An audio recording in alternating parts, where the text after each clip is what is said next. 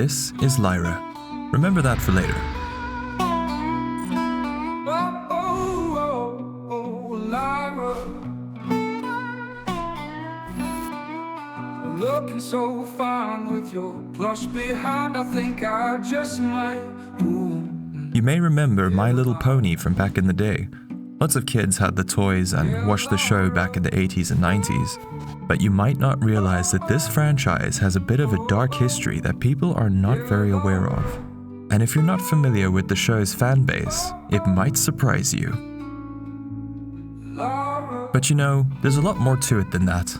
Far more than I can understand by myself. Which is why tonight, for the very first time ever on this channel, I've invited a special guest to join me. Someone who was, in fact, part of the My Little Pony fandom, to give you his first-hand experiences with this strange and fascinating community. So sit back, get comfy, and enjoy tonight's Sleepless Night Tale.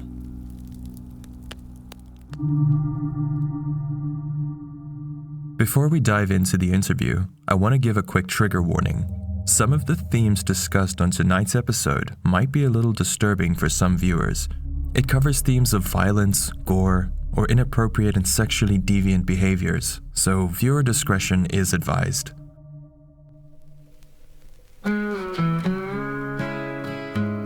While you might remember My Little Pony as being a bunch of toys with a silly kids show in the 80s and 90s, but did you know there was a new wave of content released from My Little Pony around the 2010s? It featured a complete overhaul of the original art style, something more akin to an anime, and the themes that were explored in the show evolved dramatically since the original inception of the franchise. But the content that's really piqued my curiosity, and the reason for making this video, is not about the show at all. You see, while the My Little Pony content was certainly aimed at young kids, specifically young girls, it instead captured a loyal and die-hard fanbase of mainly adult men. This raises obvious concerns, and while it can be attributed to the storyline and anime-themed art being slightly more mature, if we take a look back at the original 80s iteration of the show, we can see that it did have its fair share of slightly darker or more mature themes, although this was fairly subtle. Themes like kidnapping, slavery, and even unintentional innuendos to bondage. Will you be my slaves? No!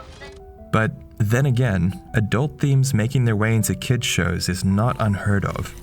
Especially back in those days, there are many cases of this throughout famous cartoons over the years.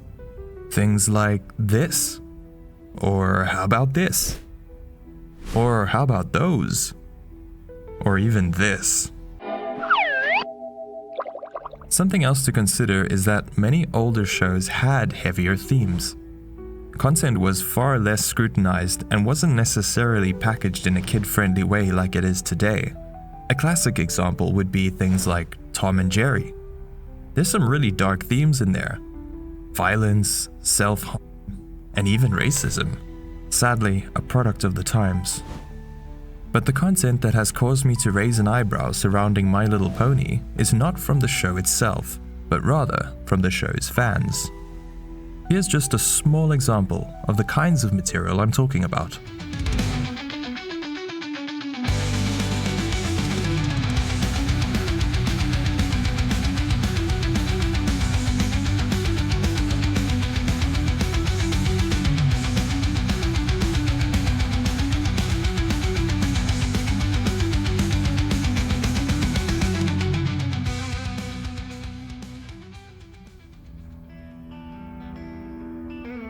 Yeesh.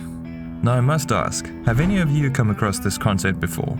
Let me know in the comments because I had no idea this existed, so it came as quite a shock to me. Alright, so there's a lot of content like this floating around on the internet, and many other disturbing community creations surrounding this show and others. You could say there's enough to fill an entire jar even. And the reason why is complicated. So to help me make sense of it all, I sat down with someone who used to be actively involved in the My Little Pony community to share his first-hand experiences. And guys, go easy on me here. This is actually the first time I've ever conducted an interview on this channel. So if you enjoy this type of podcasty interview style content, please do drop me a comment and let me know. Now, without further ado, please welcome to the show, my guest, Lazah King. All right. Okay, well, dude, I think we can pretty much get started. For people listening at home, I would like to introduce a guest. I've never really had a guest on this show before. So why don't you introduce yourself there, sir? Hello, everybody. My name is Lazah.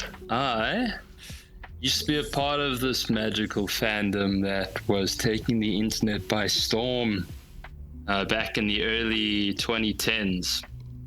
I'm happy to be, I believe, to be the first guest with my good friend here, and very excited to answer his burning questions. No, thanks for joining. So I think one of the things that came about kind of putting this video together, there's a lot of controversy and there's a lot of points of interest around the My Little Pony fan base. So I guess, I would like to know a little bit more about kind of how you got into this community or persuasion or way of life, so to speak. I know that the My Little Pony, fandom is very much passionate about their favorite show. Oh yeah, 100%. Oh, let me throw a little bit extra trivia for you. Obviously didn't get thrown around as often, but while Brony was the term for a male fan, they came up with Pegasister. Really? To describe the female fan. Yeah, you bet you didn't hear that one. No. I guess that one didn't go down too well because not many people want to peg a sister. Or maybe they do. Perhaps they do. You know what? I think it just didn't quite roll off as well. And also, I think there was just a higher chance you were encountering a brother. Yeah, I think so. When you were dealing with others in the fandom. But yeah, honestly, if I had to describe it, I mean, there's a scale to these things, and with pretty much any sort of fandom. And that's that you're kind of like a casual enjoyer, and then like beyond that, you engage with the community to varying degrees, and which parts of that community would differ quite greatly depending on what you were looking for. So the term Brony, that's obviously something that came up through the internet, like stuff like 4chan forums and things like that, right? Yeah, in fact, as for myself, there was a website, you may have heard of it, called icanhascheeseburger.com. Oh yeah, I know Icon Has Cheeseburger, yeah. You may be familiar. So what they used to have was, well, what they still have, actually, it's up. Bit of a ghost of its former self, but they eventually opened up a section for the MLP fans, and it was called My Little Brony. Oh, it just okay. became like the term. Fandoms might come up with like names to call its community members. Even YouTubers might have names for their fans, and Brony, I mean, it rhymes with pony, and bro, as in, we're all bros who enjoy this show. That's actually an interesting point, though, about it being sort of mostly male-centric, because I believe the show originally was, just looking at it, it's very much targeted at young females or young girls. Yeah. How did that sort of, juxtaposition, how did that happen? Oh yeah, I can pretty much sum it up, I reckon, is if you ever look at the older iterations of the show, it's very much driving home even further the whole, these are all these little ponies, and in the original iteration, there's also like a human girl who goes on adventures with them and everything. So she's sort of like the hero of the story, along with the ponies. Yeah, pretty much. Like when things go awry, she's there and then teams up with the ponies. And there's also other like magical creatures. What you got in this iteration that the My Little Brony fandom was built around, but with this iteration, the 4th generation, the art style just kind of was more appealing. And also, someone obviously decided to watch the first couple of episodes and saw that, there's actually like some interesting, it's definitely a show for kids, but much like shows, say, Codename Kids Next Door or not quite Avatar Last Airbender, but the point was that the story seemed more than just your bare bones basic the moral of the story is sort of show. And so you mentioned a couple of things there. That you mentioned the generations. So yes, when we talk about the show, you can divide it into sort of different stages or different generations. Well, the generations are quite literally the different series that came out for My Little Pony. The first generation was from the early 80s into the 90s, for example. Right, and that's probably the one that most people are familiar with, who kind of grew up with the toys and all that. Yeah, no, 100%. We've all seen it. I'm sure we've probably seen like YouTube poops depicting these characters as well, that sort of thing. If you pull up or look at an image of the different iterations, you'll see a distinct like you can see the transition, but there's a stark change in the latest generation. Well, not the latest anymore, but in this fourth generation. That right. So the art style changing, and then also I guess the more mature themes of the show is kind of what changed the fan base. Nothing insanely mature. Let me not try and paint this as some maybe or anything. Maybe mature is a strong word.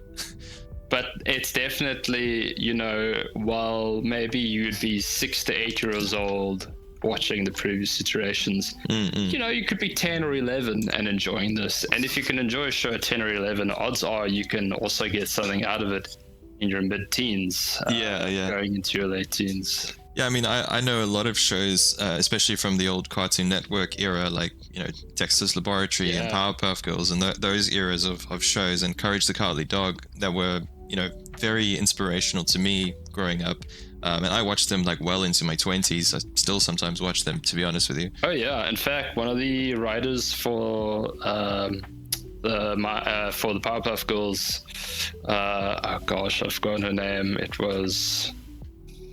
All right, well, don't worry about that. You can figure. We'll figure that one out later. But she ended up writing, I think, for some of the episodes of the first season of this generation of My Little Pony. So that's why. So I guess if you could make the comparison there, like Powerpuff Girls, it's like, oh, this is a show, like, these are little girls flying around doing whatever, and yet, anyone could watch it.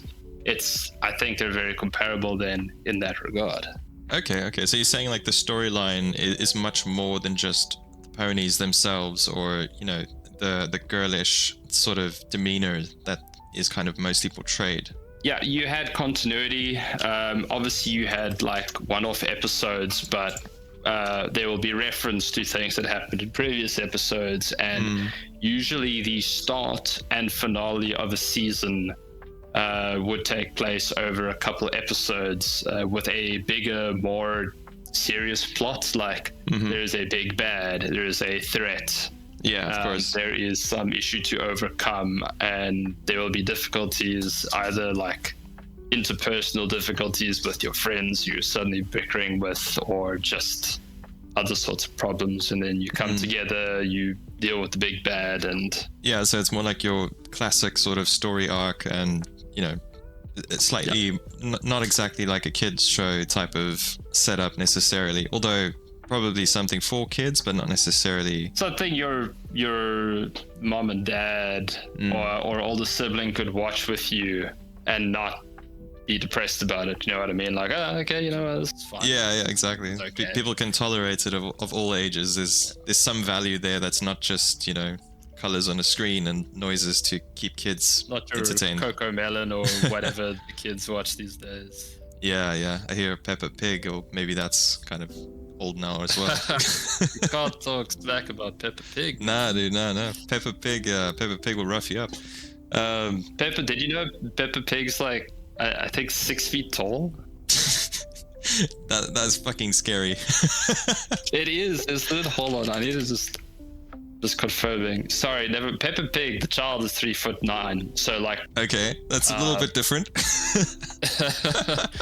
Okay, actually 3'9". It was some sources on Google and Twitter had reported Peppa to be 7 feet 1 inch tall. Slender pig.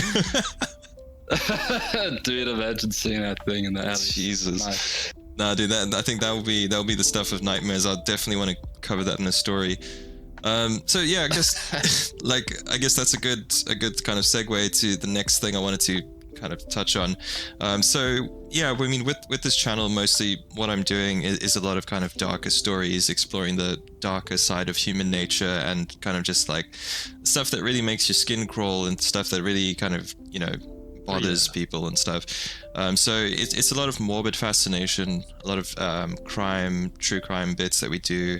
Sometimes also like going to writing my own stuff, like we got some creepypastas and, you know, your general internet mysteries. So the reason, I mean, the whole premise of what I'm doing in this video is some stuff that I came across online, just kind of looking into the bronies, and there were some pretty dark things that happened, but then kind of the more you dig into it, the more you start to see that there's quite a massive community. And I just found it really fascinating that a show that I knew as something that was like kind of toys from the 80s and, you know, like very old show for kids had this huge following of kind of primarily older men, which I found just like really odd, to be honest. But obviously at face value, that seems quite strange. But now obviously explaining some of the things that you've kind of dug into and why that is, it kind of makes sense. What's still kind of strange for me is the level of obsession within the community. I guess there's different layers, right? So Oh yeah.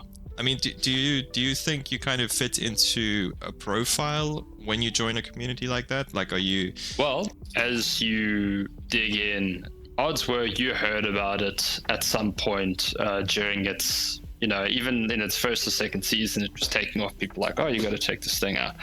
And so you might end up being like, okay, I wonder what people are saying about this episode. And then you'll end up like on that My Little Brony page, and there'll be posts people make. But then it's like you're in these comment sections and people are starting to like, hey, we do a bit of RP, you know, nothing overly crazy, kind of like half jokingly. Yeah, like your typical fan behavior, like when you're really into something, you kind of want to represent or have that part of you represented within the community. Right, and if you had, you know, you had your username and whatnot, and on DeviantArt, infamous for, you know, a lot of fandom artwork and whatnot, someone had made a like pony maker. It would be a side profile of one of the like you basically make your character. You choose the color and the hairstyle and whatever, and that was your OC, your original character. You know. That was probably when you were starting to like, you know, you're really getting into the community now. You want your identifier, and, you know, people might put their OCs in a picture together, hanging out. And what sort of timeline wise, would that be like kind of early on in the show, or did that come about later? I think we were seeing that when I started just checking the community out and, you know, commenting in these places. I think it was about season 2. Okay. At that point, like, it was really popular, like it was really going off, and this is when you couldn't look for something on Google Images without seeing a ponified version of it. So what sort of age were you when you first kind of got into the community? I was, I think, 14. Yeah, okay, I would say 13, 14. I had basically started playing Team Fortress 2 around that time.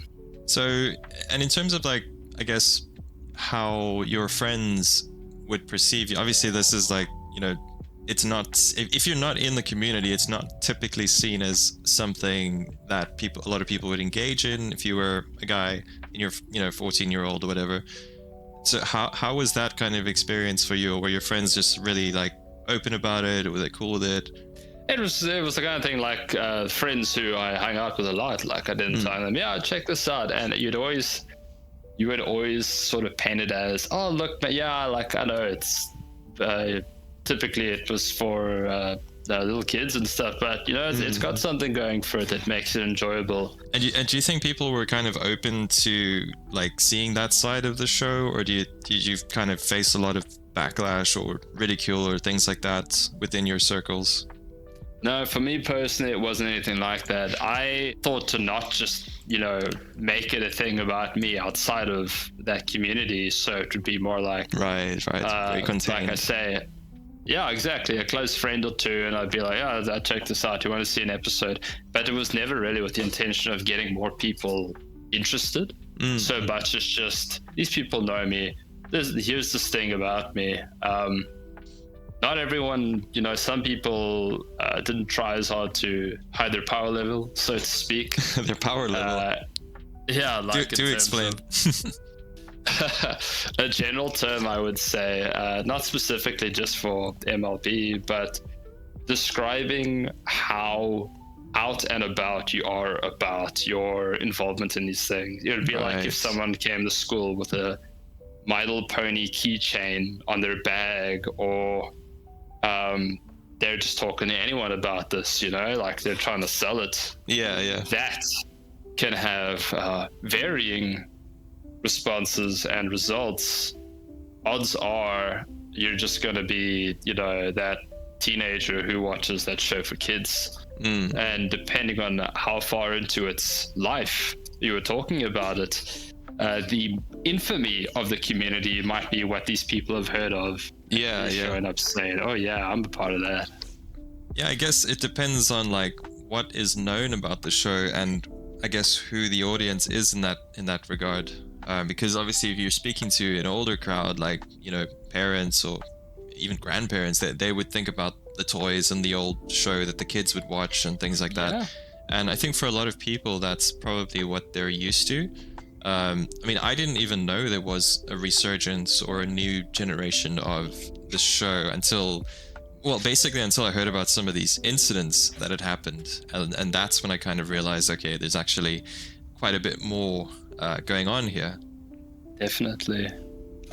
These things did come up, and they were always exceptions, typically. Like, obviously, with the amount of people who were into it at the time, most of us were just, we enjoyed the show, we spoke about it. Now, before we dive into the next segment of the interview with our guest here, I need to give you an idea of the types of content we've been alluding to. You see, during the peak of the My Little Pony fan community, the Bronies, there surfaced a collection of very demented gore animations that can still be found on YouTube to this day. The combination of cute art styles juxtaposed with graphic violence is very similar to the likes of Happy Tree Friends, for example, a similar concept that was released in the 2000s. But with the difference being that Happy Tree Friends was a play on the slapstick cartoon comedy genre, where the question is posed, what if these cartoon injuries were realistically depicted? But the gore videos that were put out by the My Little Pony fanbase looked more like they were there intentionally to subvert expectations and to shock the audience. While it's hard to say for sure, the intention appears to be targeted at fans of the show, which, as we know, was made primarily for kids. So this does raise obvious concerns, especially in a time where things like YouTube Kids didn't exist yet. You see, internet censorship was still in its infancy, and you could easily stumble across this stuff by accident as a kid. And we'll talk a little bit more about these concerns in the next part of the interview. But as we dive deeper into this rabbit hole, we see that it's not just violence or dark content that the My Little Pony fanbase extremists were diving into. In this next segment of the interview, we will discuss some of the more obscure parts of the fanbase. People who were exploring themes of a more deviant sexual nature, and I had to get to the bottom of why this might be happening. So let's listen in to what Lazah had to say about it. As they say, when it comes to innocent things, and the show itself was 100% innocent, right? It wasn't flashing images telling you to throw rocks at children or anything like that. But, there were times when people would kind of like make dark and twisted like drawings of these normally like cutesy looking ponies. Like, I guess that's where it kind of started, right? Pretty much, with some of the deviations, because that when I was doing some more research into some of the things that were kind of floating around, so obviously it's quite old news now, but for I guess for someone like me who wasn't really exposed to that side of the community, or the community at all, to be honest with you, it was kind of a little bit shocking, really, because it kind of reminded me of, you know, things like Happy Tree Friends and, you know, those sort of like darker things, which you wouldn't obviously associate with something like My Little Pony. It's kind of like a what's the word, like a almost like a bastardization of it in a way. So do you think the community kind of reacted negatively to that happening, or was it just kind of all sorts to make up a world type of approach? No, I'd say even like within the community, like if you weren't about that, like you just, I mean, you didn't typically like it. It'd be like just, you know, oh yeah, I like this thing, and so oh, look, here's that character with her head chopped off. And it's like, okay, that's cool, I guess. So you would kind of just ignore it and move on with your day. It was the thing, yeah. I mean, like typically people who were doing that, like if you had a fascination with, like, I'd say gore just for the sake of gore, right? Like just to shock people in general, I suppose. Yeah, or they get something out of it. And this isn't like Doom gore where, you know, you're playing a video game where you're fighting demons from hell. That's apt. Whereas it's like these are cutesy ponies. You're seeing depictions of them being disemboweled or hurt, or, you know. So it seems almost like intentional to kind of get a shock reaction, almost like to mess with the community, I suppose, or I guess to mess with someone who wasn't expecting it. It could be. I mean, there's the trolley aspect of it where you're just trying to put something no one wants to see in their face. And that was like pretty big at that time in terms of internet culture, kind of trolling people and shocking them. I mean, even when I was in school, there was often, you know, these memes or not really memes so much, that came a bit later, but things that would go around that people would share, like video clips, or you know, you'd get it on a flash drive or something like that, and there would be some like really demented, twisted stuff, fake or real. I mean, there was a mix, really, and the intention was always, you know, to shock whoever was seeing it because they weren't expecting to find it there. Yes. With these types of incidents, is there also not like a bit of risk behind that? Because obviously back in those days, you know, people didn't really care so much about what was floating around on the internet. But these days, I guess we're a lot more aware of the impacts it can have. Like if the wrong person were to see it, like if somebody who maybe was, I don't know, a bit more sensitive to that type of content, or maybe prone to violent behavior, or even just children in general seeing something like that, there's always that risk, you know, that it might not be safe. Oh, for sure, that was there, as it kind of would exist in any community, really. But as you say, it was a thing that came up in this community, just these horrible depictions of these innocent enough things, and it wouldn't be like, oh, you know, you're getting banned for this. More be like people being like, oh, what the heck, dude? Like, why are you doing this? And you know, sometimes it would be ironic, sometimes it was unironic. I mean, you see these people consistently, and just the way they speak, like, it's like less about trying to, I got you, maybe it's more like a LARPy, like dark and broody kind of thing they're going for. Because again, a lot of these people are also early teens. Yeah, like very angsty, you know, wanting to get attention, wanting to put something out there that's going to make an impact on people, good or bad. Yeah, the term for this category of like horrible MLP content was grimdark. The term they used for it. I see. Grimdark. So it sounded like there was quite an offshoot then. It wasn't just one or two people. It sounds like it was more of a, I guess, almost like a subculture within the community. Oh yeah, no, these, you know, they would engage with each other and, you know, encourage each other, and it could just be morbid fascination again, and the kind of thing one does maybe grow out of or whatever. And, you know, people are writing fan fiction about these kinds of things, and they want to go for like a dark, gritty setting. It's not always pictures. It's like a written story, for example. There were plenty of those. Right.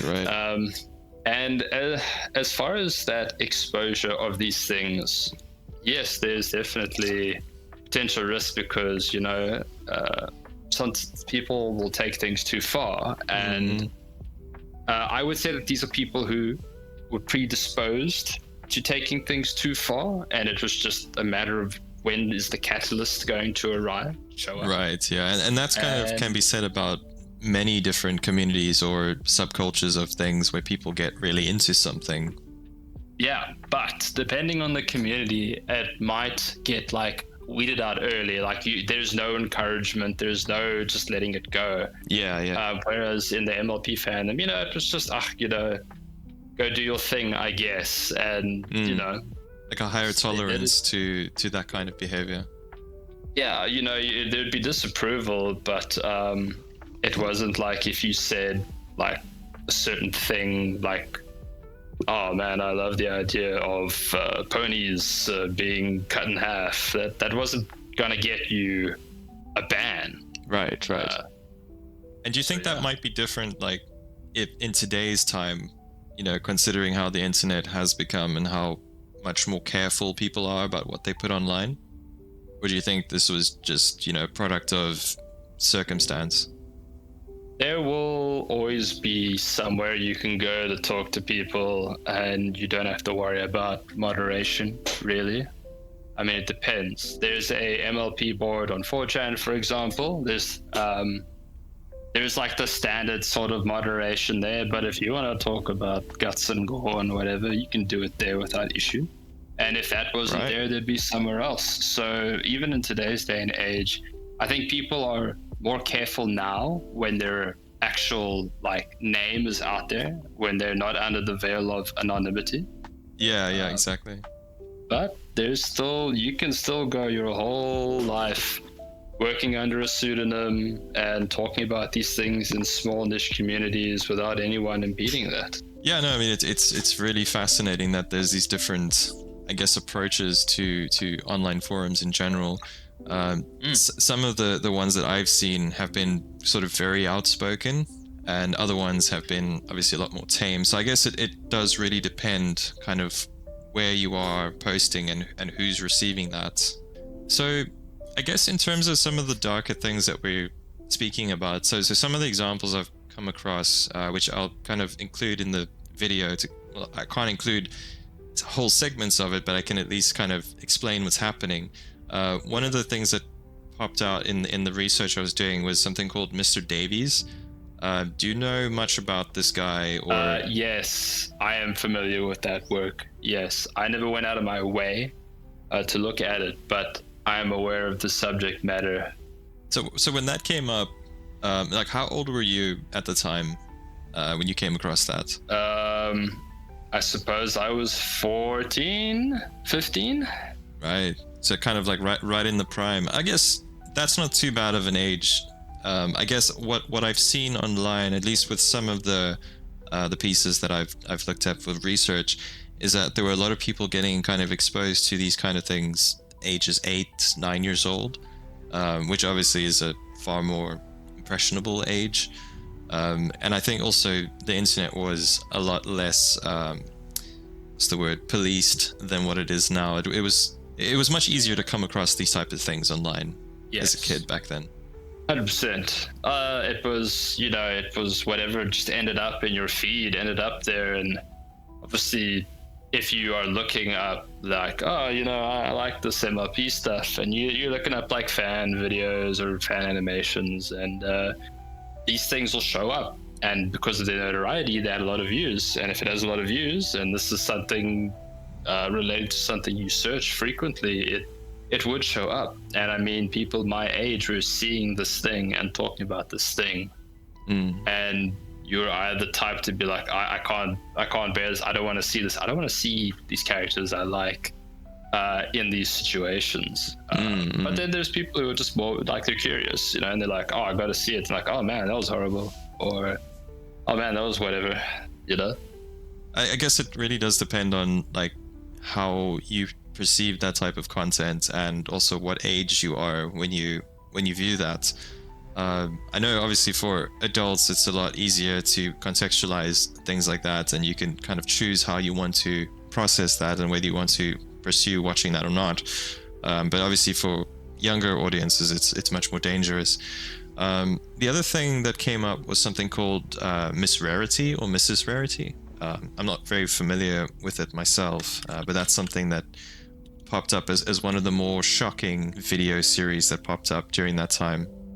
Right. Yeah. That was also another one. Rarity looking kind of messed up with these random scars and whatever. Again, these were not things that I typically went out of my way to actually like read and see what the full media was about, but it was a creepypasta fan fiction, and it got an animation or two as well. Right. So yeah, these kinds of things just cropped up often. And it does sound like after one or two started coming out, there was encouragement to do obviously a lot more of this type of thing within that subset of the community. But I guess not to dwell too much on, the gore aspects. I think that kind of pops up in all different animated things where people are trying to shock and get attention. But some of the other aspects are a little bit stranger in the community when you start going a bit further down the rabbit hole. One thing that I'm very curious about is a certain plushie. Yes. I take it you are well familiar. I am quite. You see, if you could, in the community you had, the ones like, the dark and the gore and whatnot. And then you had this other side of the community that was a little more, I guess, promiscuous. I mean, it doesn't really sound like it fits too well with a show like this that primarily was aimed at children, right?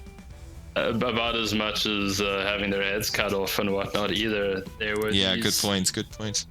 There were these two sides to this, there was the show itself, and then there was the dark side that people were going on about, and then there was just people being people.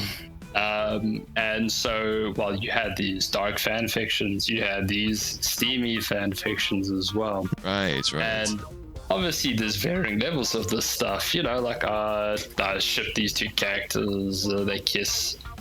Then there's that plushie. Let me tell you, it's one of the funniest things I remember about the community because of the sheer absurdity of it. Anyway, basically this plushie was just a fashion with extra components. I won't go any further than that, but if you want to, you could find an image of it online.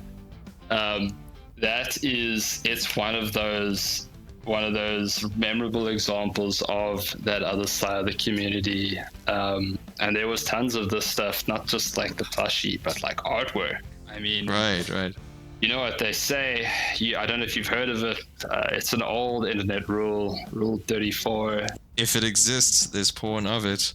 Yes. Is that the rule you're talking about? Because I've heard that rule as well. That's it. It's Rule 34. Rule 34, yeah. And being a popular community with lots of people, teenagers and older included, there was plenty of this stuff floating around as well. I see. Less accessible than the dark stuff. It's how it is. Violence is going to be okayed. You'll find the violence before you find the naughty.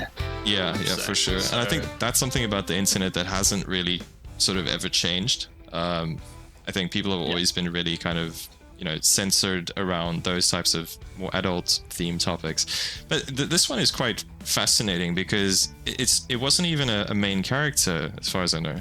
No, but you know what? Because this is about, the naughty side of these things, the sexual side, to be blatant. Mm-hmm. I mean, you're going off of aesthetics here, You're going off of, I like the way this one looks.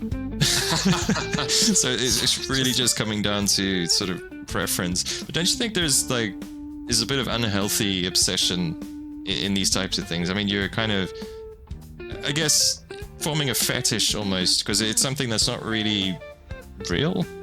It's very much like a fantasy, right?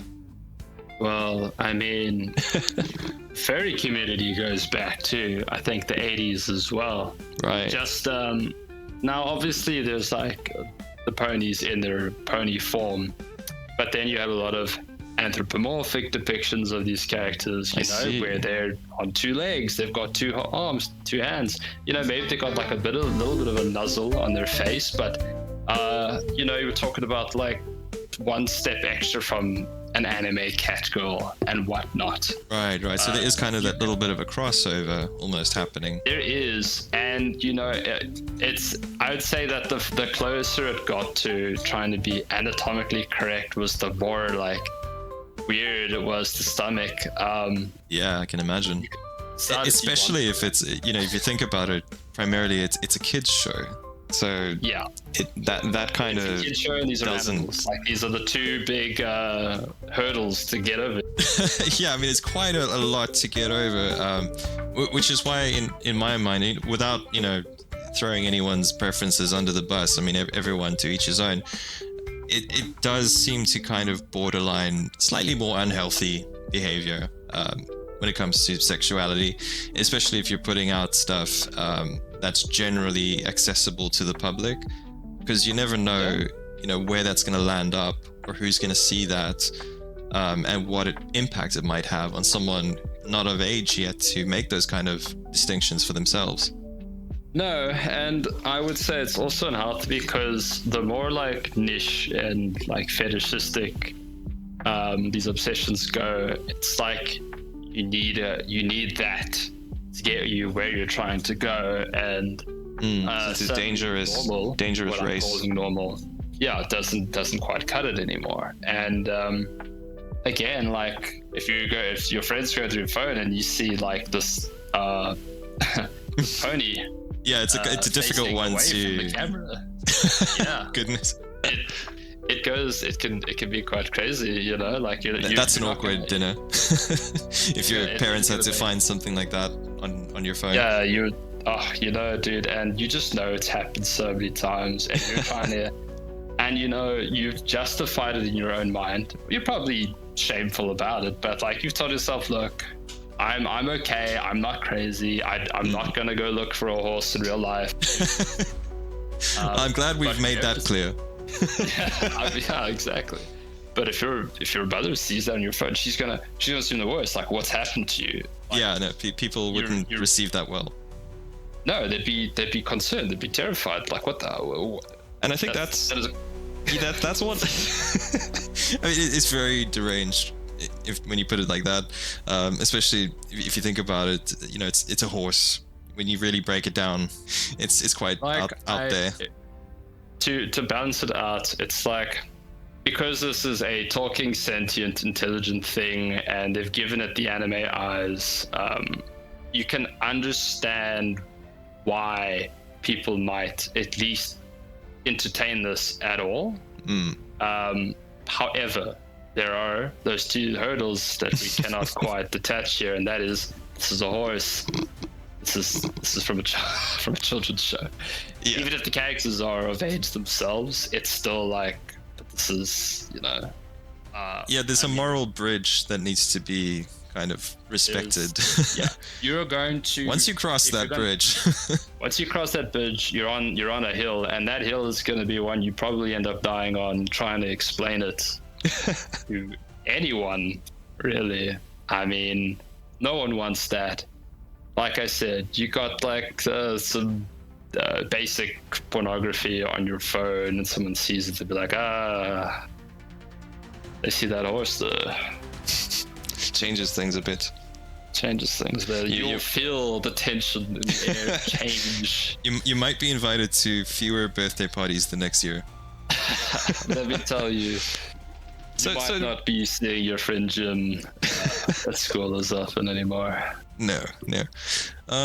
So I guess with that side of things, with all of these things happening in the community, the gore and the risque kind of dodgy fetishist type of things, did any of this ever kind of like make you feel a bit like uneasy about being part of this community? Surely it must have put a damper on things at times. Well, I never liked the the dark stuff was, again, that stuff that could just eke into, your normal general forums and whatnot. I never liked seeing that. I never had a thing for that, like gore in general. I was never into Happy Tree Friends, never liked Saw. So that kind of stuff was just maybe good, But I didn't feel like I was being represented by the community because I wasn't going out of my way to represent the community. Right. I was not out there owning it. It wasn't a matter of feeling too embarrassed to do it. It was more a matter of, it's a fun thing I enjoy, but I don't need to go attend the conventions. I don't need to go to fan meetups. And obviously, right. A lot of these conventions were in a country that I don't live in myself. So, I had like a friend. I have a friend who I have a friend with me. And so when these things were happening to the community, it felt like I was on the other side of the window looking in or looking out as that's going on. And I'm just like, you guys do you. Because while I did engage with the community, and it ended up with a group of friends I still talk to today. It's hard to say for sure where the line should be drawn. To each his own, right? But the difficulty I have with this is, again, the audience. Because the show was aimed at kids, or at least kids-themed content, it obviously doesn't sit well with me, and I'm sure you might have a similar view if you know what I mean. And like Lazah said, you need to get over those two big hurdles, animals and kids content, both of which are obvious taboos, and for good reason. But then at the same time, it could be argued that everyone has the right to seek their preferences, right? As long as they're not hurting anybody and there's consenting adults involved. And maybe that is true, but I struggle to understand it. Maybe you can tell me in the comments, what do you think the best way to look at this is? Is there a morality issue here, or is it really just down to preference and keeping content like this out of reach of children? But one of the common themes that I've touched on throughout this video is the loyalty and creativity of the fanbase. Sure, it's got its quirks and there are some odd things happening, and while there are kind of like disturbing topics going on, there is actually a whole other side to this community that might actually just be misunderstood. So in the final segment of this interview, I think it's important that we take a step back and just listen. So I had a more candid conversation about some of the positive aspects of the community that might not get talked about as often. Honestly, I think people just gravitate towards the darker stuff and the scandals and things like that, and it just gets more attention that way. So with this in mind, let's see what our friend here had to say. So over time, obviously that's been quite a few years ago now. Would you still consider yourself as kind of a brony or a part of the community, or have you sort of kind of grown out of that, chapter of your life? It's become more of like that friend group. Once in a blue moon, an unironic MLP post would be made, and it would be like a kind of response. It's kind of dragging it out of the dead. Back from the dead. Pretty much, because we were all a little more cringy back in our formative years. Oh yeah, for sure. I still am. Yeah, me too, 100%. And you know what? We're all varying amounts of involvement. I reached the point where I was practicing vectoring. That's right. When you took a screenshot, say from the show, and you tried to redo lines over it in paint.net or whatever. Okay. But it never went far from there. There was a lot of things that people were doing for at varying levels of involvement, but everyone kind of did a little bit of this and a little bit of that. And you laugh about it, you feel a little bit of not even secondhand, just embarrassment from things back then. But it was I mean, we enjoyed the show. We sometimes we fell off like seasons before that generation ended, but sometimes we talk about, you know what, maybe we should do like a let's watch, just see how it went. Yeah, see how it's aged. Yeah, exactly. See how it is. Maybe you'll still get something out of it, like, it was cool. Maybe some nostalgia as well. For sure. Don't look back at it with regret. You know what I mean? I see. And the community nowadays, is that still a thing, or has it kind of fizzled out a bit? I'd say there's been some fizzling out. I mean, I don't know exactly because I'm not there in that community. Right, not active anymore anyway. No, but there are still people doing animations of the show. There are still people writing fan fiction. And I mean, Generation 5 has been a thing for the last couple of years. So it's still going strong. I mean, it's different. Like I said, I don't know how big it is. You don't see as much people talking about it. And the latest iteration, I think, is CG. It's like 3D and whatnot. Oh, wow. Okay, so it's completely different from the original art styles in every way.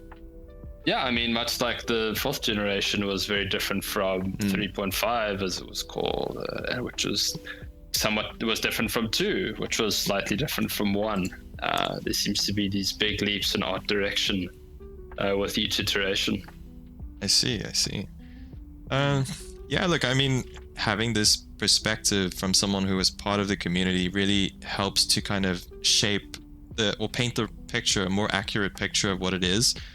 Because I think there is a bit of a stigma around the community because of all these incidents like the plushie, or, I mean, dare I go there, the jar. You know, there's been a lot of bad stigma around the community, but it's really enlightening as well to see there's also this really positive side, and there's a really creative bunch of people who kind of got together around just something they enjoy doing. And yeah, it's a bit strange that it was a kids show that looks like, you know, it's for little girls, when actually there's a lot more going on there. I haven't seen this side of the community before, so it's very interesting for me to understand a bit better. Oh, for sure. It's a typical case of a relatively quiet majority. You're going to hear about the insane stuff. Yeah. And there was insane stuff. And there's no denying that. But there was so much, as you said, creative output. There's a website, I don't know if it's still up. It was called Equestria Daily, and it was basically like one of the main posting places where it'd be like, hey, this YouTuber released a new song, or here's a new story, someone made a fan game. There was plenty of those as well. It's strange because people just went all out, and I think because it went so fast, like everyone kind of ran away with it, and it became this self-perpetuating, like, you know what, we don't care how obnoxious it might be to, you know, other communities, because again, it showed up everywhere. You couldn't really get away with not seeing it. People just churned out so much content of varying levels of quality. There was a massive fan fiction released called Fallout Equestria. Okay. And it is exactly what I'm... That sounds... Okay, I think I get where it's going. Like, post-apocalyptic... We're talking literally like Fallout. Like, they've got the outfits and everything. Like the franchise Fallout.